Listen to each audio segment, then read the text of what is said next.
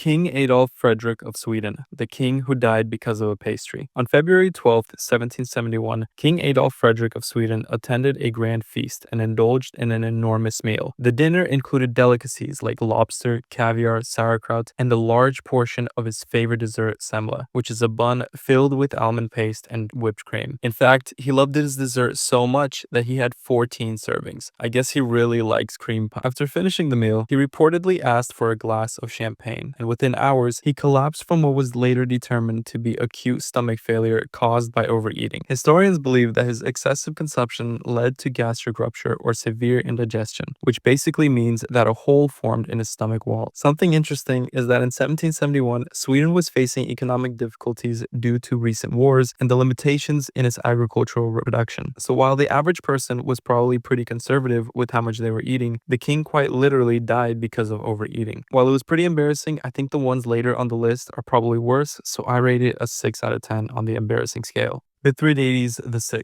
the king who tried poisoning himself to death. Mithridates VI was the ruler of the kingdom of Pontus between 120 to 63 BC. His reign began with the sudden murder of his father, Mithridates V, who had been poisoned at a banquet, which caused him to develop a fixation on poison. Scared to end up like his father, Mithridates developed a method to become immune to such poisons by, in essence, microdosing poisonous material to build up an immunity to them. Now, Mithridates was not a very kind man. He was said to be a ruthless ruler, expanding his kingdom and relentlessly fighting against Roman influence. He even orchestrated the Asiatic Vespers, which was a massacre of 80,000 Romans, sparking a series of wars with Rome. Understandably, his harsh methods of rulership led to a rebellion among the nobility of his now fractured empire, and as a result, Mithridates attempted to commit suicide via poison.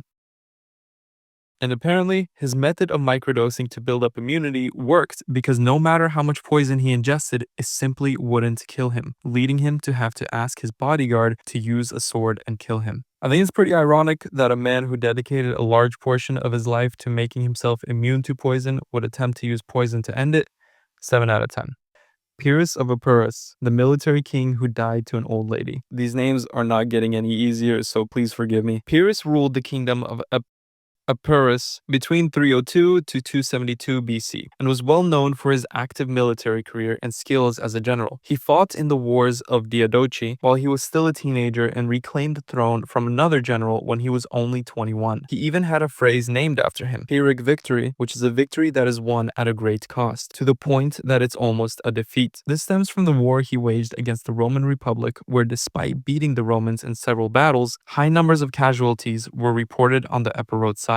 Anyway, that was just to give you some context. Pyrrhus was a military man with many battles under his belt. Now, one day, Pyrrhus was invited to intervene in a civil dispute in the city of Argos. Now, Pyrrhus, being the military man he is, interpreted this as the validation he needed to besiege and assault the city. Being allowed into the city by Aristeus, a politician who supported Pyrrhus, in the dead of night, Pyrrhus used Celtic mercenaries to secure the marketplace and establish a foothold in the city. Being made aware of Pyrrhus's presence through the fact that he also tried to sneak war elephants into the city, an alarm was sounded, and the garrison of the city took up defensive positions. At dawn, Pyrrhus attempted to withdraw his forces from the city, a task which was made harder when the corpse of one of the elephants blocked the gate, and another one of the elephants panicked and began to run wild throughout the city. The battle was brutal, during which Pyrrhus was stabbed by a young Argive soldier. Luckily for Pyrrhus, the blow was not fatal, and he turned to kill the boy. Unluckily for Pyrrhus, the boy's mother was watching from a nearby rooftop. She was filled with rage and fear, and picking up a tile with both her hands, she